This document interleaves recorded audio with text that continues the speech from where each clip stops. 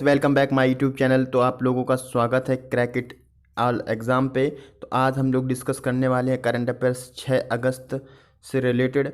तो आपका यानी कि क्वेश्चन जो होने वाले हैं तो वो आपके क्वेश्चन होंगे जैसे राम मंदिर का शिलान्यास हो गया, बेरूत में हुआ शक्तिशाली धमाका, और महाराष्ट्र के पूर्व मुख्यमंत्री का भी हाल में निधन हो गया है, और यूएन के महासचिव सलाहकार के रूप में किसे नियुक्त किया गया है, और खेलो इंडिया योजना की आम परिषद बैठक की यानी कौन सा चरण था या फिर कौन सा संस्करण आयोजित हुआ था।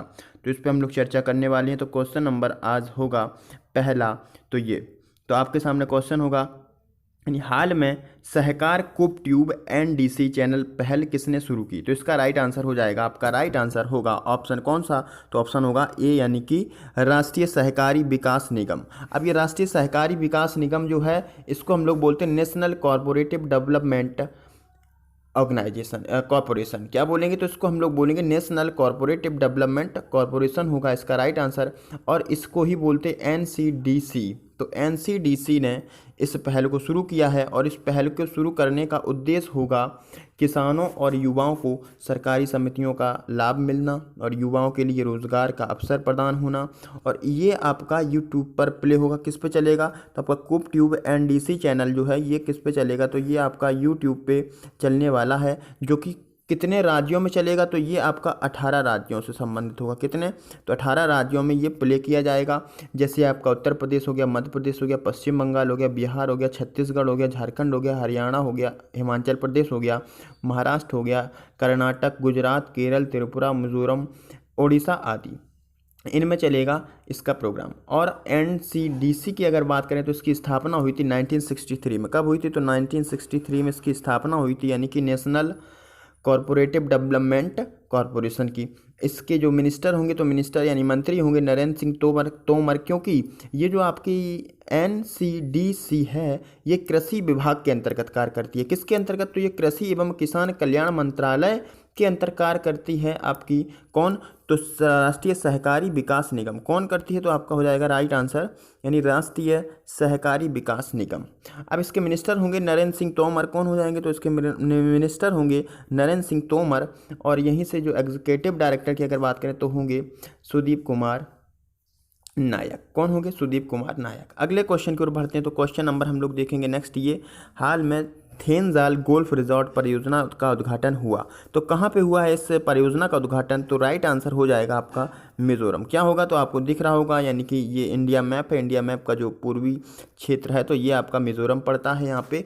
और मिजोरम है तो हम लोग इसके बारे में भी जानकारी करेंगे। तो आपका जैसे इस परियोजना का उद्घाटन किसने किया, तो इस परियोजना का उद्घाटन किया श्री प्रहलाद सिंह जो पटेल ने। किसने किया है, तो यहाँ पे उद्घाटन जो होगा तो उद्घाटन किया है किसने, श्री प्रहलाद सिंह पटेल ने। किसने, तो श्री प्रहलाद सिंह पटेल ने किया है इसका उद्घाटन। अब श्री प्रहलाद सिंह कौन है, तो ये है केंद्रीय पर्यटन मंत्री। कौन है, केंद्रीय पर्यटन मंत्री है।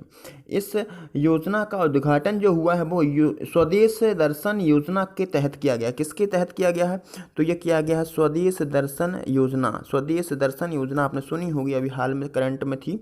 तो स्वदेश दर्शन योजना के तहत इसका उद्घाटन हुआ है परियोजना का। अब इसके तहत स्वीकृत राशि कितनी होगी, तो स्वीकृत राशि की अगर हम लोग बात कर लें तो स्वीकृत राशि यहाँ पे हो जाएगी 92.25 92.25 करोड़ रुपए स्वीकृत किए गए हैं इस परियोजना के लिए, जिसमें 64.48 करोड़ गोल्फ कोर्स और थैनजोंग में अन्य कार्यों के लिए किए गए हैं सेक्शन। एंड अगला जो पॉइंट यहाँ पे बनेगा, डिज़ाइन किसने किया है, इस गोल्फ रिजॉर्ट का डिज़ाइन किसने दिया है, तो डिज़ाइन दिया है यहाँ पर आपकी कनाडा की कंपनी होगी। कौन, तो वो आर्किटेक्चर कंपनी है ग्राहम कुक। कौन होगी, तो ग्राहम कुक हो जाएगी, आर्किटेक्चर कंपनी होगी। कहाँ की, तो ये होगी कनाडा की। कहाँ की होगी, तो ये कनाडा की कंपनी है, आर्किटेक्चर कंपनी है ग्राहम कुक। और इस गोल्फ कोर्स को यानी कितना रकबा इसका अगर एरिया पूछा जाए, क्षेत्रफल पूछा जाए तो कितने क्षेत्रफल में फैला हुआ है, तो ये होगा 105 एकड़। कितना होगा, तो 105 एकड़ में ये फैला हुआ है। अगला पॉइंट अगर बनेगा तो पर्यटन विभाग से, तो पर्यटन विभाग की स्थापना कब हुई, तो पर्यटन विभाग की स्थापना की अगर हम लोग बात करें स्थापना, तो स्थापना हुई है इसकी 1967 में। कब हुई, तो 1967 में इसकी स्थापना हुई है पर्यटन विभाग की। और इसका हेडक्वार्टर होगा न्यू दिल्ली। कहाँ होगा, तो इसका हेडक्वार्टर होगा न्यू दिल्ली। एंड इसके मंत्री हो जाएंगे प्रहलाद सिंह पटेल। अगले क्वेश्चन की ओर हम लोग बढ़ते हैं तो क्वेश्चन नंबर देखेंगे तो अगला क्वेश्चन होगा ये हाल में बेरूत में हुआ शक्तिशाली धमाका का क्या कारण बताया। तो इसका राइट आंसर हो जाएगा, तो इसका राइट आंसर होगा अमोनिया नाइट्रेट। क्या होगा, तो अमोनिया नाइट्रेट, यानी अमोनिया नाइट्रेट के 2750 टन अमोनिया एक वेयर हाउस में था और उसमें असुरक्षित तरीके से रख रखाव के कारण इसमें हुआ है धमाका, जिससे 100 से अधिक लोगों की मौत हो गई है और 4000 से अधिक घायल हैं। कितने, 4000 से अधिक घायल हैं। अब इससे पहले भी कुछ धमाके हुए थे, जैसे कि 2013 में इससे पहले धमाका हुआ था। कहाँ पे हुआ था, तो टेक्सास में हुआ था। कहाँ पे, टेक्सास में। 1995 में यानी 1995 में कहाँ पे हुआ था धमाका इससे पहले, तो इससे पहले 1995 में हुआ था धमाका यूएसए के ओक्लाहोमा में। कहाँ पे, तो ओक्लाहोमा सिटी में। और इससे और हम लोग जानेंगे तो 2001 में एक धमाका हुआ था फ्रांस के टुलूज में। किससे, अमोनिया नाइट्रेट के कारण, 2001 में फ्रांस के टुलूज में। अब अमोनिया नाइट्रेट की बात हम लोग करेंगे यहाँ पे। जैसे अमोनिया नाइट्रेट, पहले तो ये लेबनान के बारे में जान लें। तो लेबनान का आपको मैप दिख रहा होगा, जो कि लेबनान ये पश्चिम एशिया में भूमध्य सागर के पूर्वी स्थित है। कहाँ पे, तो पश्चिम एशिया में भूमध्य सागर के पूर्वी स्थित है लेबनान। इसका कैपिटल हो जाएगा बेरूत और करेंसी होगी लेबनानी पाउंड। प्रेसिडेंट होंगे आउन मिशेल और पीएम हो जाएंगे हसन दियाब। अब ये आपको दिख रहा होगा अमोनिया नाइट्रेट यानी अमोनियम नाइट्रेट। आपको अमोनियम नाइट्रेट की अगर बात करें, ये रंगहीन, गंधहीन और क्रिस्टलीय पदार्थ है और ये एक अत्यधिक घुलनशील पदार्थ है। कैसा, जल में अत्यधिक घुलनशील पदार्थ है और इसको अमोनिया नाइट्रेट को गर्म करने पर नाइट्रस ऑक्साइड बनती है, जो कि आप लोग लाफिंग गैस के नाम से जानते हैं। नेक्स्ट क्वेश्चन आपका रहेगा, तो नेक्स्ट क्वेश्चन होगा ये, हाल में महाराष्ट्र के पूर्व मुख्यमंत्री का निधन हो गया, जिनका नाम था, तो नाम इनका था शिवाजी राव पाटिल। क्या नाम था, तो इनका नाम था शिवाजी राव पाटिल, जो कि महाराष्ट्र के पूर्व सीएम के रूप में कार्यरत रहे हैं। अब ये कार्यरत कब रहे हैं, तो कार्यरत ये रहे 1995 में। कब, 1995 से 1996, यानी कि टोटल एक वर्ष इनका कार्यकाल रहा है। अब एक वर्ष क्यों रहा है, इसका कारण क्या है, तो इनको आरोप इनके ऊपर लगा था, इनने अपनी पुत्री का, यानी अपनी पुत्री के साथ जो रिजल्ट था उसका रिजल्ट से छेड़छाड़ की थी, यानी यूनिवर्सिटी में जा कर के वहाँ पे कुछ रिजल्ट में छेड़छाड़ की थी, जिससे कि उसके अंक अच्छे आ सकें। तो इस आरोप से रिलेटेड इनको इस्तीफा देना पड़ा था अपने पद से। अब यहाँ पे इनकी और बात करेंगे, जैसे इनकी उम्र कितनी थी, तो इनकी उम्र थी 88 वर्ष और ये कांग्रेस नेता, यानी कांग्रेस पार्टी के वरिष्ठ नेता थे।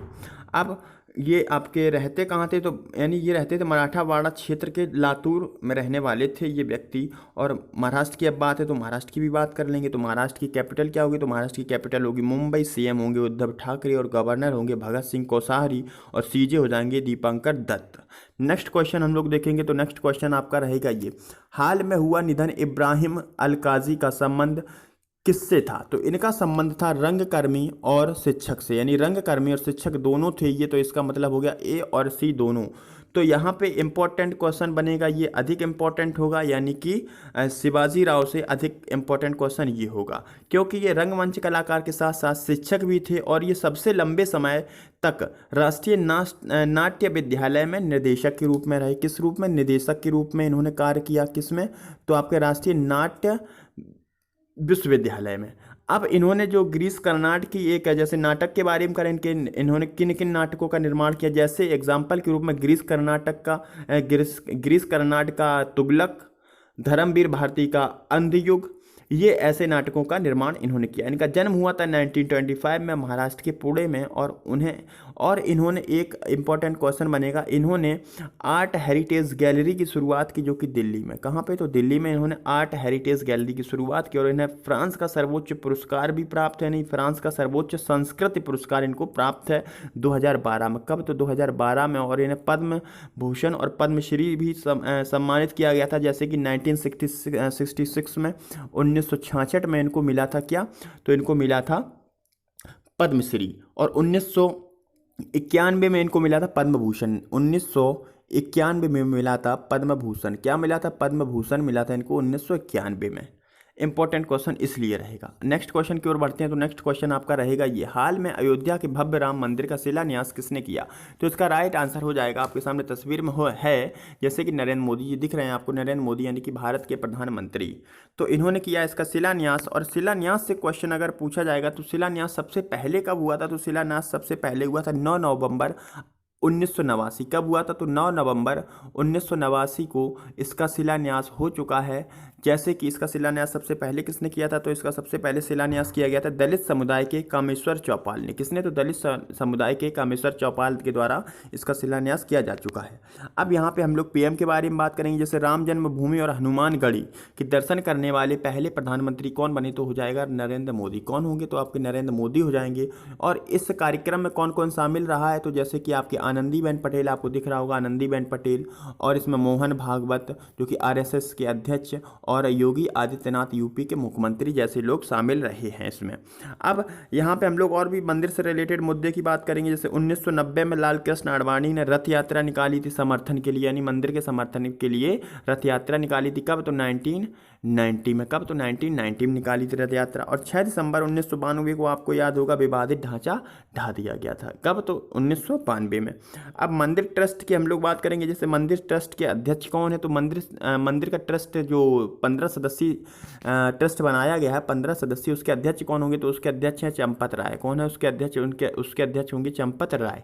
नेक्स्ट क्वेश्चन की ओर तो हम लोग बढ़ेंगे। तो नेक्स्ट क्वेश्चन आपका रहेगा ये, हाल में स्वच्छ भारत क्रांति नामक पुस्तक किसने लिखी? तो इसका राइट आंसर हो जाएगा आपका गजेंद्र सिंह शेखावत और स्मृति ईरानी। कौन? तो ए और बी दोनों। तो यहाँ पे अभी स्वच्छ भारत क्रांति नामक पुस्तक का जो लॉन्च किया है तो किसने किया है? गजेंद्र सिंह शेखावत, जो कि इनका पद अगर बात करें और स्मृति ईरानी के पद की बात करें तो ये गजेंद्र सिंह शेखावत हो जाएंगे जल शक्ति मंत्रालय के मंत्री। कौन? तो ये जल शक्ति मंत्रालय के मंत्री। और स्मृति ईरानी होंगी टेक्सटाइल मिनिस्टर, यानी कि कपड़ा मंत्री हो जाएंगी स्मृति ईरानी। अब यहाँ पे हम लोग बात करेंगे इसके राइटर कौन है, यानी किसने लिखा है, इसको लिखा किसने है? तो इसको लिखा किसने है बुक को? तो इसको लिखा है किसने? तो इसको लिखा है श्री परमेश्वरन अय्यर ने, जो कि पेयजल स्वच्छ सचिव हैं। कौन है? तो पेयजल स्वच्छ मंत्रालय के सचिव हैं।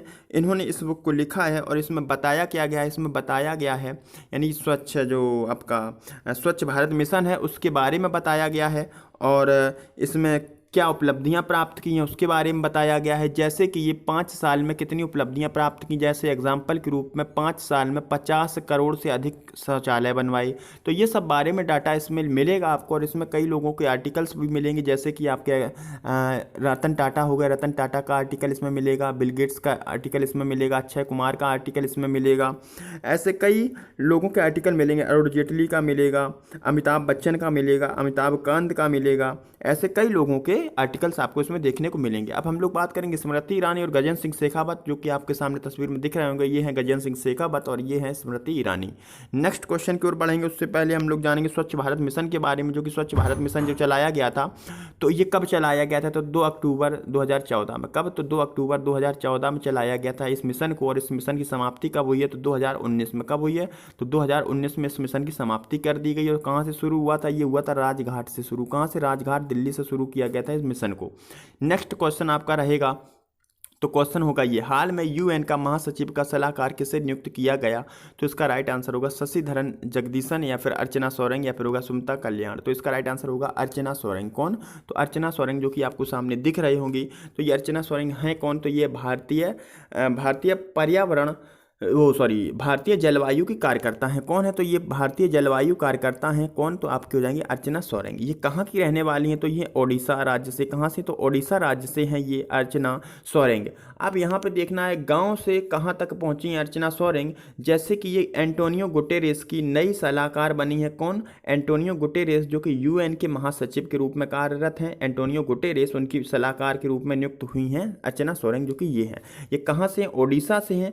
ओडिशा के खड़िया जनजाति की ये एक लड़की हैं। कौन? खड़िया जनजाति से हैं। और ये बिहावंद गांव और सुरे यानी जो आपका सुंदरगढ़ जिला से हैं। ठीक है, तो इंपॉर्टेंट क्वेश्चन क्यों हुआ तो आपको पता चल गया होगा। अगर शशिधर जगदीशन की बात करें तो ये एचडीएफसी के सीईओ बने हैं अभी हाल। एचडीएफसी के सीईओ के रूप में बने हैं अभी शशिधर जगदीशन। और हामिद वकायको की अगर बात करें तो हामिद वकायको आपके अभी प्रधानमंत्री बने थे, कहाँ के बने थे, तो ये बने थे आइवरी कोस्टा के पीएम। एंड यहाँ पे अगर बात करें यूएन की, तो यूएन की अगर हम लोग बात करेंगे तो यूएन का हेडक्वार्टर कहाँ होगा, इसकी स्थापना कब हुई है, इसके महासचिव कौन है, या फिर सहायक कंपनी कौन है। इससे रिलेटेड अगर हम लोग बात करेंगे तो यूएन के महासचिव कौन होंगे, तो अभी हाल हमने आपको बताया था कौन होंगे, तो इसके होंगे एंटोनियो गुटेरेस हो जाएंगे महासचिव। और इसकी स्थापना हुई है 24 अक्टूबर 1945 में, और इसका हेडक्वार्टर होगा यूएसए में, यानी न्यूयॉर्क यूएसए में होगा इसका हेडक्वार्टर, और सहायक कंपनी है WHO।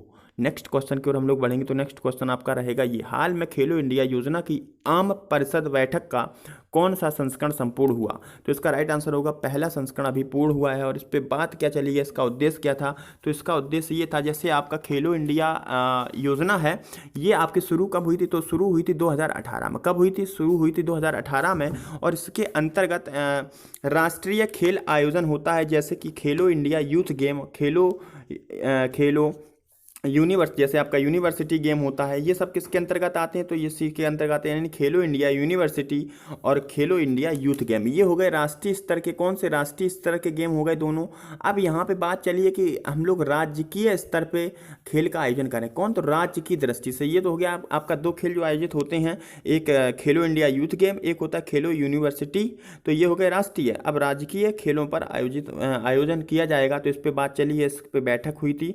और इन खेलों में अगर हम लोग बात करें राष्ट्रीय इंडिया यूथ गेम का, यानी खेलो इंडिया यूथ गेम का, तो ये आपका यूथ गेम का पहला संस्करण कहाँ पे हुआ था, तो पहला संस्करण हुआ था 2018 में दिल्ली में। कहाँ पे, तो 2018 में हुआ था दिल्ली में।